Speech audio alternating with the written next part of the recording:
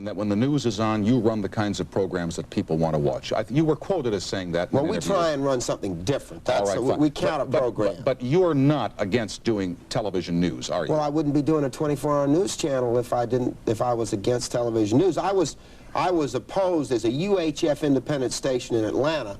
I was opposed to having a big news staff there to cover the local news that all the other channels in town cover so well. So, you know, it wasn't that I was out of step necessarily. I was just marching to a different tune. Mm-hmm. But then you don't think you've kind of changed your tune on news? Because you used to kind of make fun of it and put it down. Well, I don't like, there's certain aspects, and one of the things we're going to do with our news network is we're going to present the good side of the news, too.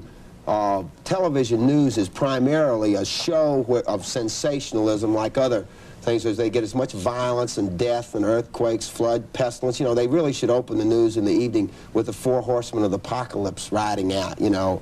But we're going to cover both sides. We're going to try and give people a little bit of some of the good things that happen in the world. Have you got any good things that you know about the last couple of days? Lot of, yes. I mean, your fellow Georgian, Jimmy Carter, is at Camp David. Nobody's heard from him.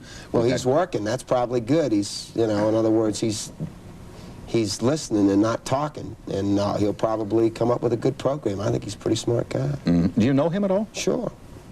I mean, I'm from Atlanta. Well, all right. Are you a little surprised by the cancellation of the speech last week, and now they're going down to Camp David and listening to all the people coming in? Well, I mean, it's a very, very difficult job that he has, and I don't, I have enough troubles running my own ranch. I don't worry too much about his. I think he's doing the best he can. He's trying real hard, and it's a job right now. We have to back our leaders up because they've got some very difficult decisions to make that are going to affect us, because we, as a nation, have been living beyond our means, and the time has come to pay the piper.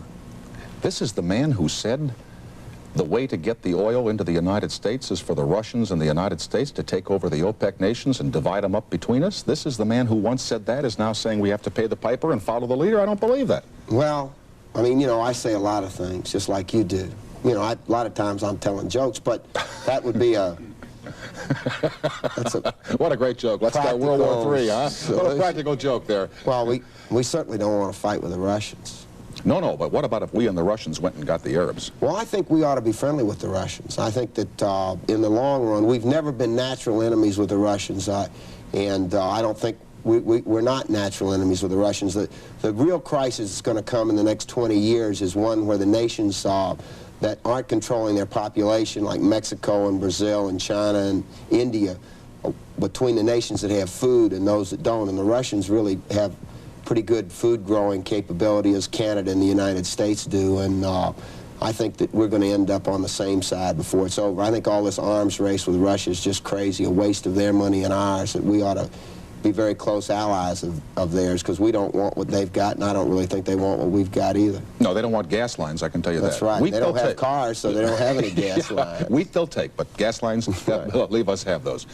Would you ever want to be in politics? Well, I think I can do more good with what I'm doing now.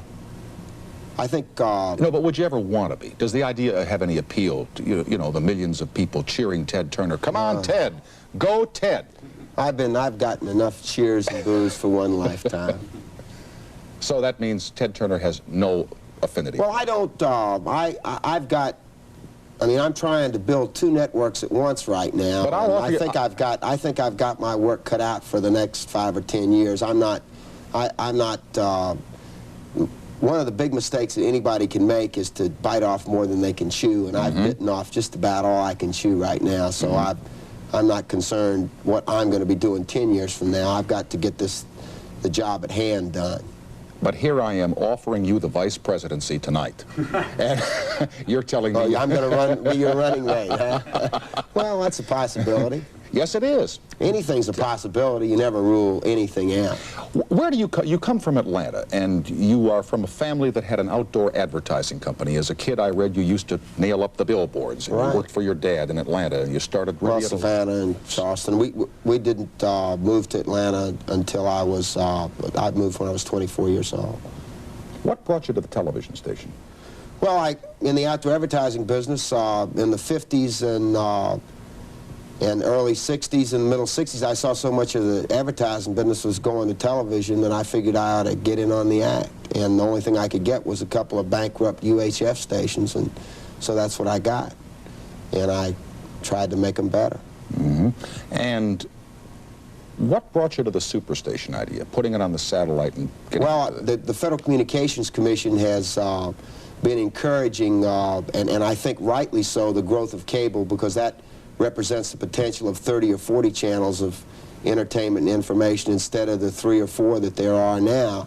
And I thought that was a good thing, and I could see that was the way Washington was headed, so I figured I'd be in on the next technological wave that occurred in the telecommunications industry, and I studied real hard and worked nights and figured it all out before anybody else figured it out. And when did you position yourself against the television networks? You've been very critical of the television networks, and you're fighting. I became critical of the television networks when they ganged up together with the National Association of Broadcasters and tried to steamroll a Congress into putting us out of business this spring. That's when I became critical, because it was either fight or die.